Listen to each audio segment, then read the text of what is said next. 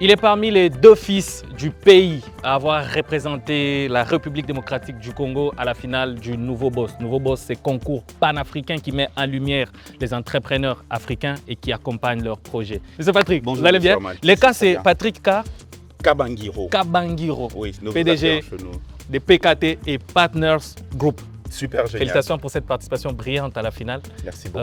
J'ai décidé de passer te voir et ensemble faire découvrir au Congo et à l'Afrique tout entière ce que tu fais. Nous sommes dans la production de briquettes de charbon, Ok, production des intra-agricoles, ok, et puis nous sommes dans les allumes-feu. ok. Ici, ce que je tiens, c'est une briquette de charbon. Tu m'accueilles avec? Je vous accueille avec. Ok. Voilà, soyez les bienvenus. On va en parler, on en parle tout à l'heure. On va découvrir briquette de charbon. Nous avons une concession pratiquement de 1 hectare. C'est la raison d'ailleurs pour laquelle nous voulons bien participer au Nouveau Boss. C'était à l'idée d'agrandir notre industrie et en même temps d'accroître notre production. J'ai envie que tu nous fasses découvrir comment ça se passe de la production jusqu'à la commercialisation. C'est le type de déchets que nous utilisons. Ça, c'est la base. Ça, c'est la base. Ça peut être Ok. tout ce qui est biodégradable. Ça, c'est un pyrolysateur. C'est un four. Et ces fours ici nous permettent à carboniser. Notre équipe charge, il récupère les déchets. La matière sort carbonisée. Et c'est cette matière-là que nous ramenons de l'autre côté. Si on peut continuer, je vous en prie. Ça, c'est la matière Ça, c'est ce carbonisée qui sort de la première étape. de la première étape. Ok, Nous le mouillons ok, pour éviter de le transformer en cendre. ok. Une fois sorti du boyeur, on va le mélanger de l'autre côté avec notre mélangeur. Ok. Ce sont des mélangeurs Ce aussi sont des mélangeurs. Avec ça, nous serons en mesure de traiter de 10 tonnes la journée. de charbon. briquettes De briquettes par de charbon par jour. Voilà. Donc notre travail, c'est d'assainir les milliers de vies. C'est ce que nous faisons. Nous transformons de l'ordure en or dur. La transformation des ordures en or dur. La saison prochaine, l'année prochaine, moi-même, je participe à un Nouveau Boss. Je gagne. Je pars. Bien sûr, madame. À très bientôt. Merci beaucoup. C'était un grand plaisir.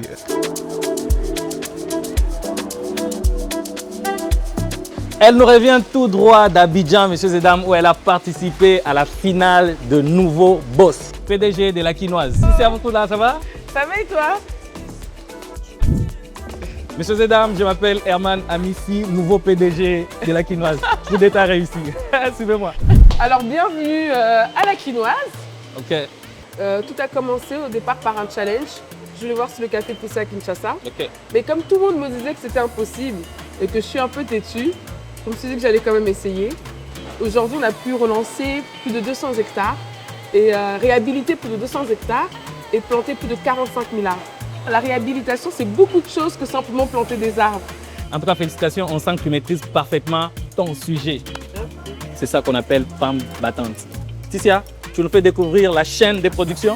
Ouais, avec plaisir. Le café subit combien d'étapes sur la chaîne de production? Alors, la première étape, c'est la récolte. Deuxième étape, on décortique. Troisième étape, le triage. La torréfaction vient en 4e étape. Ok. 5e étape, soit on peut emballer le café directement comme ça, soit on peut le moudre. Alors, messieurs et dames, en tant qu'expert en détection des cafés moulus, c'est moulu. Tout ça là, c'est la même machine qui nous permet de faire ces 4 saveurs. Robusta, saveur de Kinshasa. Liberica, saveur du Kasaï. Petit Kouilou, saveur du Congo. Arabica, saveur du Kivu. Donc avec la quinoise, tu ne bois pas seulement du café. Non, tu goûtes à l'histoire du Congo. Là, il y a les agents qui sont en train de préparer les commandes pour après les livraisons. Oui, monsieur, on emballe déjà. On arrive, on emballe déjà. Là, on emballe. C'est un client qui appelle. On avait sa commande là à livrer. Allez, les gars, vite fait. On était à la découverte de la quinoise. La quinoise, il fallait qu'on suive la chaîne de production sous la direction de Madame Ticia, qui en est la PDG. En tout cas, merci beaucoup. Merci à toi. Allez, on vient. Allez, allez. Kin, À la quinoise. merci. En tant qu'expert, c'est bon, c'est moulu.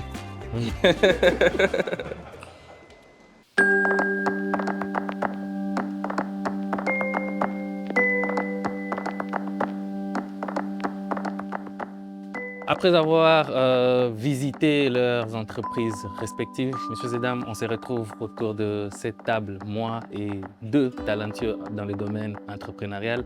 Ouais. Vous avez quand même un point en commun tous les deux. Vous avez eu à participer au Nouveau Boss. Nouveau Boss. Vous qui ne savez rien à la maison, je vous apprends. Nouveau Boss, c'est un concours panafricain qui met en lumière ou qui va à la recherche des entrepreneurs et qui accompagne leurs projets. C'est ça, non? C'est bien ça. J'ai répété avant l'émission. Alors, j'aimerais qu'on parle un peu de Nouveau Boss, de ses parcours. Je commence par Patrick. Tu me dis, ça te fait quoi? Qu'est-ce que ça t'a fait de participer à Nouveau Boss? Le Nouveau Boss m'a permis de s'exprimer, de démontrer qu'il est possible. On peut entreprendre au Congo et se faire parler à l'international. Et voilà, c'était une sorte de miroir. J'ai parlé, j'ai démontré et c'était très fort. OK. C'est quoi la différence entre Tissia avant Nouveau Boss et Tissia après Nouveau Boss? La mission que j'avais avant l'émission et que j'ai après l'émission est la même. OK. Maintenant, c'est clair que passer sur TV5 Monde tous les vendredis soirs, ça a apporté de la lumière sur mon projet, sur ce que je fais. Les gens, au-delà de me reconnaître, reconnaissent surtout mon travail, le café, et qu'il est possible au Congo de transformer les matières premières. Est-ce que Nouveau Boss a changé quelque chose dans ta perception entrepreneuriale? Je dirais une ouverture d'esprit. OK. Quand on entreprend au Congo, je regarde Patrick, mais quand on entreprend au Congo, on est très Congo-centré.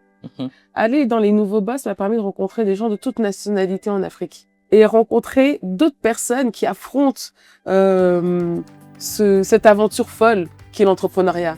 Quels sont leurs défis, où ils en sont, quelles sont leurs idées, est-ce qu'on peut créer des synergies, des amitiés. On est restés tous très amis, à vrai dire. Hein. À partir du moment où on a fait l'émission, que ce soit avec l'équipe, on était au Congo, ou l'équipe avec qui on est parti en Côte d'Ivoire, on a eu un lien très fort. Et l'émission m'a vraiment apporté cette ouverture d'esprit dans le monde.